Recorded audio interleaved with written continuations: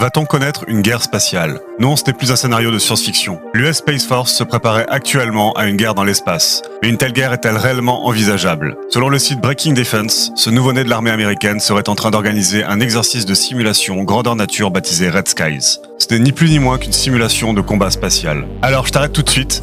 Bien qu'on parle ici de technologies très avancées, on n'est pas non plus sur du combat intergalactique à la Star Wars. Il s'agit en fait pour les Américains de rattraper leur éventuel retard quant aux technologies développées par la Chine et la Russie. On parle de brouillage de satellites GPS, de missiles anti-satellites, d'armes micro-ondes de haute puissance ou encore d'éblouisseurs laser qui ont la capacité d'aveugler les satellites espions. Rien que ça. Cet exercice de combat spatial doit permettre aux Américains de bosser sur leur tactique de combat dans l'espace et d'effectuer des améliorations dans le domaine du renseignement ou de la guerre orbitale. Est-ce que la conquête spatiale doit forcément passer par un armement militaire? Ne va-t-elle pas nous faire reproduire les mêmes erreurs du passé sur notre bonne vieille planète? Est-ce réellement un enjeu pour l'humanité? Ce sont beaucoup de questions que je me pose et que je te pose. Je suis curieux d'avoir ton avis sur ce sujet, alors dis-moi ce que tu en penses.